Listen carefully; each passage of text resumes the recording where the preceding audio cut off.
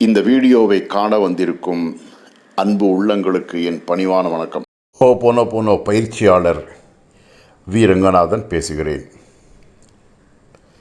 இந்த ஹோபோனோபோனோ தத்துவத்தை விளக்குகின்ற ஒரு அருமையான கதை ஒன்று சொல்ல போகிறேங்க. ரொம்ப கவனமாக அந்த கதையை கேளுங்க. அப்போது ஹோபோனோபோனோ என்பது எப்படி வேலை செய்யும், எப்படி நமக்கு பயன் தரும் என்பதை நீங்கள் ரொம்ப தெளிவாக புரிஞ்சுப்பீங்க. இந்த கதையை நான் சொல்கிறதுக்கு ஒரு முக்கியமான காரணம் இருக்குது.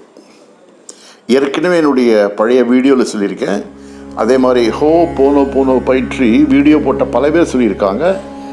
ஹோபோனோபோனோ என்பது ஒரு பரிகாரம் மாதிரி, ஒவ்வொரு பிரச்சனைக்கும் தனித்தனியாக சொல்லுகின்ற எந்த விஷயமும் கிடையாது.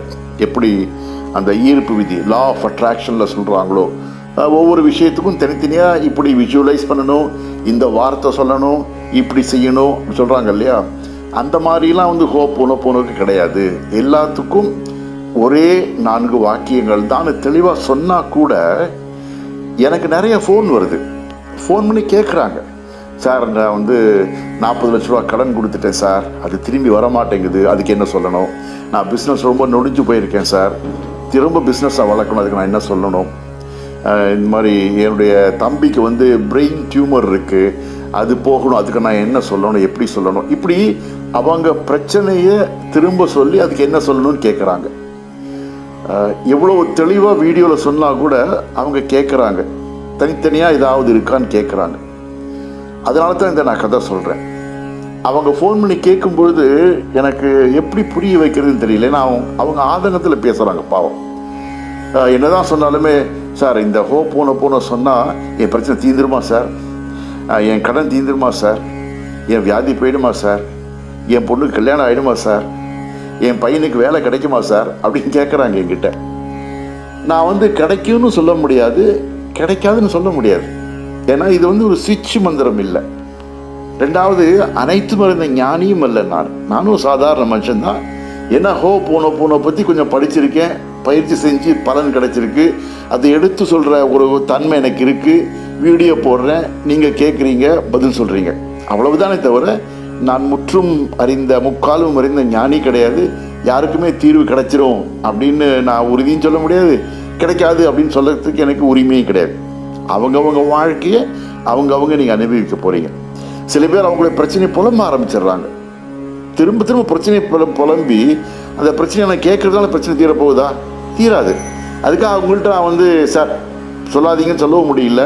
ஆனால் எனக்கும் ஒரு நேரம் இருக்கு இல்லையா, அந்த நேரத்தை அவங்க கவனிக்கவே மாட்டேங்கிறாங்க. காலையில் 6:15 ஃபோன் பண்ணுறாங்க, காலையில் 7 மணிக்கு ஃபோன் பண்ணுறாங்க, நைட்டு 10:30 ஃபோன் வருது, 9:30 ஃபோன் வருது. இப்படி அவங்க நினச்ச நேரத்தில் கூப்பிடுறாங்க. எனக்கு அது வருத்தமாக இருக்குது. ஏன்னா நானும் ஒரு மனிதன் தான், எனக்கும் தனிப்பட்ட வாழ்க்கைன்னு இருக்குது இல்லையா. அந்த வகையில் பார்க்கும்போது பிரச்சனையோடு புலம்புறாங்க. புலம்புவதால் அந்த பிரச்சனை தீராது.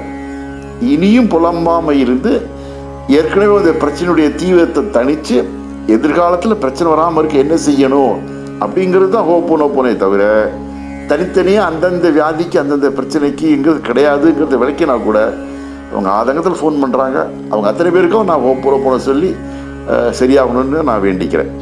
வாங்க இப்போ ஹோபோனோபோனோவை விளக்கும் அந்த கதையை சொல்கிறேன், கவனமாக கேளுங்க. ஒருத்தன் சைக்கிளில் போயின்னு இருந்தான். போயின்னு இருக்கும் பொழுது என்ன ஆச்சுன்னு தெரியல, திடீர்னு அப்படியே மயக்கம் போட்டு தட்டார்னு அப்படியே கீழே விழுந்தான். அவன் கீழே விழுந்ததும் எல்லாரும் அந்த பக்கம் இருக்கணும், ஐயோ அப்படின்னு பரிதாபப்பட்டாங்க. பல பேர் இப்படியே பார்த்துட்டு போயிட்டே இருந்தாங்க. அவன் கீழே விழுந்தவன் தான். சைக்கிள் ரோட்டில் தடார் விழுந்தது. அவன் கேரியரில் வச்சுருந்த ஒரு பை ஒன்று அப்படியே ரோட்டில் விழுந்தது. அவன் அப்படியே மல்லாக்க ரோட்டில் விழுந்து கிடந்தான். அப்படியே நிறைய பேர் வராங்க போகிறாங்க, பார்த்துட்டு போனாங்க, அப்படி வேடிக்கை பார்த்தாங்க. அப்புறம் ஒருத்தர் வந்தார், ஐயோ பாவம் இப்படி கீழே விழுந்து கிடக்கானே, ஐயோ அவன் பொருள் விழுந்திருக்கேன்னு சொல்லிட்டு அந்த கேரியரில் வச்சுருந்த பையிலேருந்து இருக்கிற பொருட்கள் ரோட்டில் விழுந்தது இல்லையா, அந்த பையை எடுத்து அந்த பைக்குள்ளே சிதறி கிடந்த பொருளெல்லாம் வச்சு சைக்கிள் பக்கத்தில் வச்சுட்டு போனார். இன்னொருத்தன் வந்தான், ஐயோ சைக்கிள் இப்படி ரோட்டில் விழுந்து கிடைக்கே அப்படின்னு சொல்லி சைக்கிளை நிமித்தி வச்சு ஸ்டாண்டை போட்டு வச்சுட்டு போனான். இன்னொருத்தன் வந்தான், இந்த பை ரோட்டில் தனியாக இருக்குது, சைக்கிள் நிற்குதுன்னு சொல்லிட்டு அந்த பையை தூக்கி கேரியரில் கொண்டே வச்சுட்டு போனான். இன்னொருத்தன் பார்த்தான், இப்படி ரோட்டில் விழுந்து கிடக்கான், ஐயோ பாவம் அப்படின்னு சொல்லிட்டு அவன் உடம்புலலாம் தூசி பட்டிருக்கேன்னு சொல்லி அந்த தூசியெல்லாம் தட்டிட்டு போனான். அவனுடைய ட்ரெஸ்ஸில் பட்ட தூசியெல்லாம் தட்டி விட்டுட்டு போனான். இன்னொரு ஆள் வரும்போது வேட்டி கட்டி வந்தவன் கீழே விழுந்து கிடக்கான், வேட்டி அலங்கோலமாக விரிஞ்சு காலெல்லாம் தெரியுதே, கொஞ்சம் அசிங்கமாக இருக்குமே, ரோட்டில் பார்ப்பாங்கன்னு சொல்லிட்டு வேகமாக வந்து வேட்டியை சரி பண்ணி வச்சு காலெல்லாம் மூடி விட்டு போனான். இப்படி எல்லாருமே ஆளாளுக்கு விழுந்து கிடந்தவன் மேலே, மயக்கம் போட்டு விழுந்து கிடந்தவன் மேலே பரிதாபப்பட்டு ஒவ்வொரு உதவி செஞ்சுட்டு போனாங்க. ஆனால் இதில் செஞ்சிருக்க வேண்டியது என்ன? யாரான ஒருத்தன் அந்த மயக்கம் போட்டு விழுந்தவன் மூஞ்சியில் தண்ணியை தெளித்து மயக்கத்தை தெளிவிச்சு வேணும்னா ஒரு சோடா வாங்கி கொடுத்துருந்தா அவன் மயக்கம் தெளிஞ்சிருப்பான். மயக்கம் தெளிஞ்சிட்டான்னு சொன்னால் அவனே சைக்கிளை நிமிர்த்தி வச்சு ஸ்டாண்டு போட்டிருப்பான். கீழே விழுந்த சாமானெல்லாம் எடுத்து அடுக்கி வச்சு பையில் வச்சு மீண்டும் கேரியரில் வச்சுருப்பான். அவளோட சட்டையில் பட்ட அழுக்கெல்லாம் அவனே டஸ்ட்டில் அதெல்லாம் தட்டி விட்டுருப்பான். வேட்டியை சரி செஞ்சுருப்பான். தன்னே அந்த சைக்கிள் எல்லாத்தையும் சரி பண்ண பிறகு அவனே அழகாக வண்டியை ஓட்டிகிட்டு போயிருப்பான். அப்போது தண்ணி தெளித்து மயக்கத்தை தெளிவிச்சிருந்தால் மயக்கம் தெளிந்த அவன் எல்லா சங்கடங்களையும் அவன் சரி செஞ்சிருப்பான். அதை விட்டுட்டு தண்ணி தெளிக்கிறதை விட்டுட்டு சைக்கிளை நிமித்தி வைக்கிறதையோ பை அடுக்கி வைக்கிறதாலேயோ சட்டையில் போட்டு அழுக்க தட்டுறதுனாலையோ அலங்கோலமான வேட்டியை சரி செய்கிறதாலேயோ அவனுடைய உண்மையான பிரச்சனை அங்கே தீரவில்லை, இல்லையா? அப்போ உண்மையான பிரச்சனை எப்போ தீரும்னு சொன்னால் மயக்கத்தை தெளிவித்தால் மற்ற பிரச்சனைலாம் தானாக சால்வ் ஆகும், இல்லையா? இந்த தண்ணியை தெளித்து மயக்கத்தை போக்குற வேலை தான் ஹோ போனோ வேலை. அதாவது பிறவி எடுத்த ஒரு ஆன்மா, தூய ஆன்மா வளர்ந்து வருகின்ற காலத்திலே தன்னுடைய மனதிலே ஏகப்பட்ட மயக்கங்களை அடைந்திருக்கிறது. அதாவது ஏகப்பட்ட அழுக்குகளை தன்னுள்ளே அடைத்து வைத்திருக்கிறது. வளர்ந்து வந்த காலத்திலே ஏற்பட்ட தவறான புரிதல், தவறான நினைப்பு, தவறான பழக்க வழக்கங்கள், சத்தியத்துக்கு புறம்பான விஷயங்கள் எல்லாம் பதிந்து இருக்கின்ற காரணத்தாலே தான் ஒருவன் வாழ்க்கையில் சங்கடங்களை சந்திக்கின்றான். அந்த எண்ணங்கள் தான் அவனுக்கு மீண்டும் மீண்டும் மீண்டும் புதிய புதிய துன்பங்களை கொண்டு வருகிறது. நினப்பு தான் பொழப்ப கெடுக்குதுன்னு தமிழ் வசனம் சொல்லுவாங்க, இல்லையா? ஹோ போனோ என்ன சொல்லுகிறது என்றால், நம்முடைய துன்பங்கள் அனைத்துக்கும் காரணம் நம்முடைய எண்ணத்தின் பின்னல்கள் தான். எந்த சம்பவம் நடந்தாலும் அந்த சம்பவத்தை நாம் எப்படி புரிஞ்சு அதை உள்வாங்கியிருக்கோமோ அதுதான் நமக்கு பிரச்சனையை கொடுக்குதே தவிர நடந்த சம்பவம் அல்ல என்று சொல்கின்றது. அப்போ நம் வாழ்க்கையில் அனுபவிக்கின்ற அனைத்து துன்பங்களுக்கும் அடிப்படையில் நம்முடைய எண்ணங்கள் தான். அந்த எண்ணம் நம்மை அலைக்கழிக்கிறது. அப்படி ஹோ போனோ சொல்வதன் மூலமாக I am sorry, please forgive me, thank you, I love you, என்னை மன்னித்து விடு, நான் வருந்துகிறேன், உனக்கு நன்றி, உன்னை நான் நேசிக்கிறேன் என்று சொல்வதன் மூலம் சொல்லி சொல்லி சொல்லி உள்ளத்தை தூய்மைப்படுத்திக் கொள்ள வேண்டும். அப்படி சொல்லுகின்ற வேளையிலே வேறு சிந்தனை எதுவும் வராது. அப்படி சொல்ல சொல்ல சொல்ல மனிதன் மெல்ல மெல்ல மெல்ல எண்ணமற்ற ஒரு தியான நிலைக்கு செல்வானாம். எண்ணத்தால் வருகின்ற அந்த சிக்கலிலிருந்து விலகி எண்ணம் அடங்க அடங்க அடங்க சிக்கலிலிருந்து வெளியே வருகின்றான். இல்லைன்னா சுழலில் மாட்டிக்கிறான், எண்ண சூழலில் மாட்டிக்கின்றான்.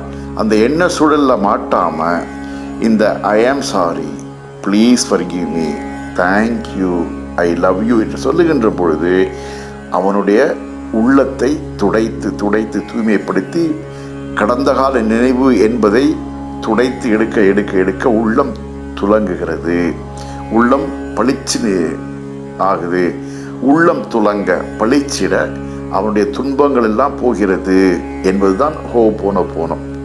அப்போது எந்த ஒரு விஷயத்துக்கும் இந்த 4 வாக்கியங்களை தொடர்ந்து சொல்ல சொல்ல சொல்ல பிரச்சனையின் தீவிரத்தை குறைச்சிட்டே வருவோம். அந்த பிரச்சனைக்கான தீர்வு நம்ம ஆராய்ஞ்சு அலசி பார்க்குற அறிவினால் அல்லாமல் இறையின் தூண்டுதலால், ஒரு இறை சக்தியால், தெய்வீக சக்தியால் அதற்கான ஒரு விடை உங்கள் மனசில் உதிக்குமா? எப்படி துடைத்த அந்த தூய்மையான உள்ளத்திலே வைரம் தெரியுமோ, கரி படிஞ்சிருக்கு, அந்த கரியை தட்ட தட்ட தட்ட தட்ட தூசி போக பின்னால் அந்த வைரம் இருக்குல்ல தெரியுமா? அது மாதிரி தான் இந்த வாழ்க்கையின் துன்பங்கள் அனைத்துமே நாம் வைரம் என்பதை உணர்த்துவதற்காக வந்தது. அந்த தூசியை தட்டுற வேலை தான் ஹோ போனோ போனோ சொல்லுகின்ற இந்த 4 வாக்கியங்கள். அதை சொல்ல சொல்ல சொல்ல தூசி தட்டி வைரமாக ஜொலிக்கின்ற பொழுது வாழ்க்கை ஒளிரும் என்பதுதான் ஹோ போனோ போனோ தத்துவம். அந்த வகையிலே நீங்கள் அனைவரும், இந்த காணொளியை காண்கின்ற அனைவரும் வாழ்க்கையிலே மகிழ்ச்சியில் ஒளிர நான் பிரார்த்தனை செய்கிறேன். வாழ்க வளத்துடன். I am sorry. Please forgive me. Thank you. I love you. நான் வருந்துகிறேன். என்னை மன்னித்து விடு. உன்னை நான் நேசிக்கிறேன். உனக்கு என் நன்றி. சப்ஸ்கிரைப் பண்ணுங்கள், லைக் பண்ணுங்கள், ஷேர் பண்ணுங்கள், கமெண்ட்ஸ் பண்ணுங்கள். மறக்காமல் பக்கத்தில் இருக்கிற பெல் பட்டனையும் டிங்குன்னு தட்டி விடுங்க.